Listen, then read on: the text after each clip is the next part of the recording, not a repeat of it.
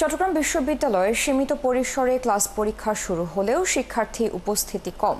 স্বাভাবিক সময়ের মতো নেই কোলাহল, অনেকেই ফিরতে পারেননি জোবরা গ্রামের ভাড়া বাসায়। এদিকে হামলার সুষ্ঠু বিচার, প্রশাসনের দায়িত্ব জ্ঞানহীন আচরণের প্রতিবাদ এবং নিরাপত্তা, আবাসন সহ নানা সমস্যার সমাধানে আজও বিক্ষোভ করেছে বেশ কিছু শিক্ষার্থী। মাহফুজ শুভ্রর তথ্য ছবিতে প্রতিবেদন। চট্টগ্রাম বিশ্ববিদ্যালয়ে সীমিত পরিসরে ক্লাস শুরু হলেও শিক্ষার্থীদের উপস্থিতি অন্য দিনের তুলনায় অনেক কম। ক্যাম্পাসে নেই কোলাহল।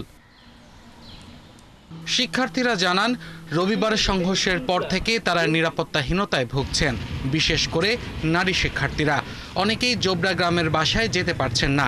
সামাজিক যোগাযোগ মাধ্যমে হুমকি পাওয়ার অভিযোগ করছেন কেউ কেউ।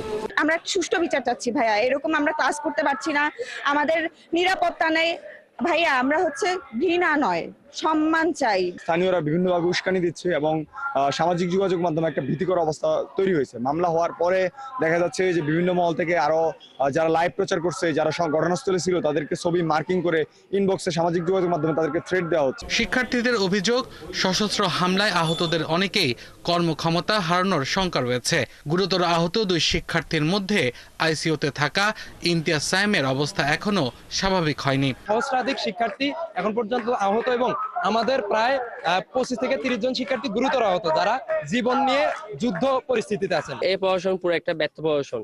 কারণ হচ্ছে যে রবিবারের সকালে এই বিষয়টা এত বড় হওয়ার কথা ছিল না, কিন্তু প্রশাসন তেমন কোনো কার্যকরী পদক্ষেপ নেয় নাই। আমরা যখন মায়ের খাচ্ছি, আমার বাইরে যখন রক্তাক্ত হচ্ছিল, তখন প্রশাসন নিয়োগ নিয়ে ব্যস্ত ছিল। এদিকে শিক্ষার্থীদের ওপর হামলার সুষ্ঠু বিচারের দাবিতে মানববন্ধন করেছে শিক্ষার্থীদের একাংশ। তারা জানান, সংঘর্ষের সময় প্রশাসনের আচরণ ছিল দায়িত্ব জ্ঞানহীন। এ সময় তারা ছাত্রীদের নিরাপত্তা, আবাসন নিশ্চিত করার দাবি তোলেন। কিন্তু এই পরীক্ষার মৌসুমেও প্রশাসন এখনো ঘুমাচ্ছে, শিক্ষার্থীরা নিরাপত্তাহীনতায় ভুগতেছে। ক্যাম্পাসে স্বাধীনভাবে চলতে পারতেছে না, ক্যাম্পাসে প্রত্যেকটা জায়গায় তারা যেতে পারছে না। যে ভাই বোনদেরকে এলাকা থেকে বের করে দেওয়া হচ্ছে, থ্রেট দেওয়া হচ্ছে, তাদের আবাসনের ব্যবস্থা, নিরাপদ আবাসনের ব্যবস্থা প্রশাসনকেই করতে হবে এবং দ্রুততম সময়ে করতে হবে। এই ঘটনায় গত মঙ্গলবার মামলা করে বিশ্ববিদ্যালয় কর্তৃপক্ষ। আব্দুল আল মামুন, ৭১।